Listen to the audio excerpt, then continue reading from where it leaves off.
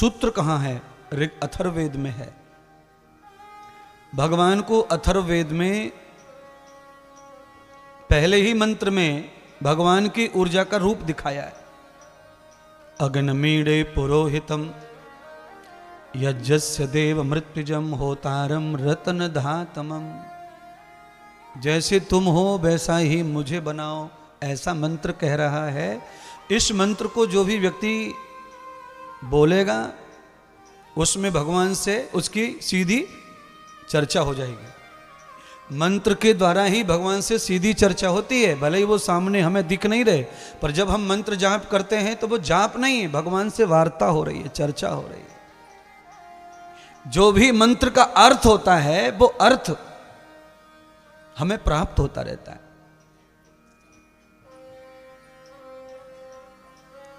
कोलू के अंदर गन्ना कैसे डालते? कोलू में यूं डालते हैं। अच्छा, उसका जो रस है वो कैसे निकलता है फिर?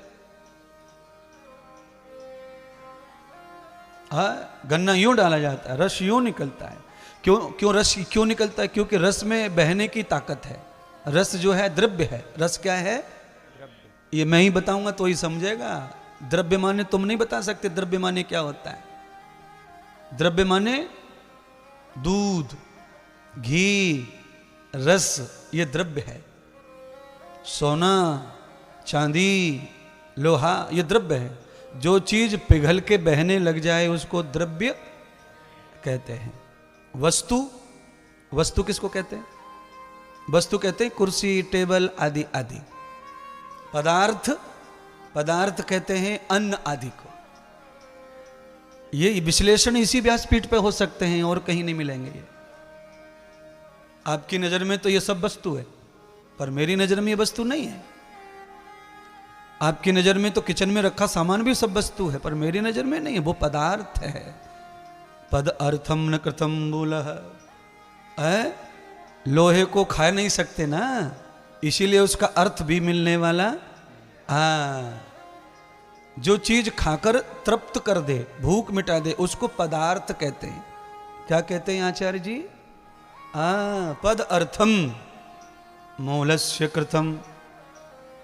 वस्तु वह है जो ठोस रहे, जड़, जिसमें कभी परिवर्तन न देखा। अच्छा, कुर्सी में क्या परिवर्तन देख सकते हैं? वो टूट जाए तो भी कुर्सी रहती है।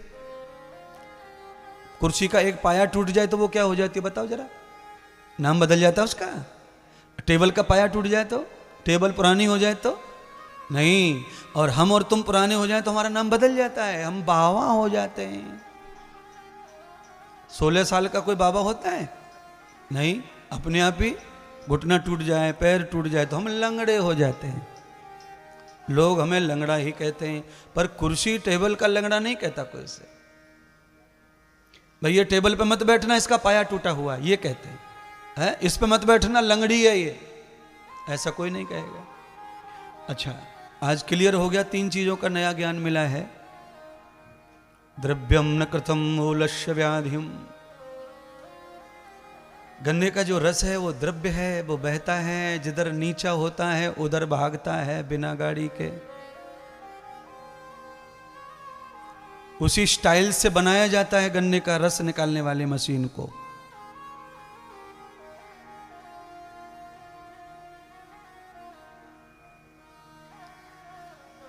द्रव्य है वो, इसीलिए नीचे की ओर।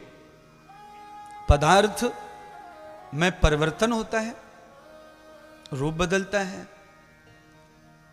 अन्न पदार्थ में आता है, इसलिए रूप बदल लेता है। अन्न के समोसा बना लो, कचौड़ी बना लो, पराठे बना लो, चीला बना लो, मालपुआ बना लो, बड़ी बना लो, गोल पुआ, चौड़े पुआ, टेढ़े पुआ, जो चाहो सो बनाओ।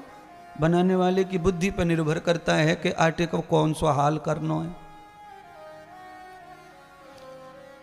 अच्छा, कुछ लोग तो इतना हाल करें कि बेलन के नीचे 5 बार लपेटें उसको, बन गया। दुलेर लो, फिर दुलेर के फिर, यानी 6-6, 7-7 परत को बना दे रोटी को। है तो कला ही। ये पदार्थ है। वस्तु, ये वस्तु है, ये कैमरा फैमरा ये सब वस्तु में आते हैं। कैमरा ही कहूं, खेमरा कह दियो तो बिगाड़ देंगे छोरा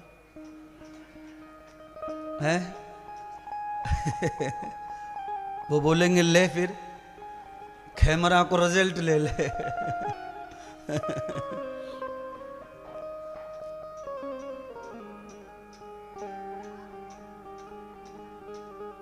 मथुरा में दुख गोकुल में सुख, बीच में यमुना बहे गहरी गहरी,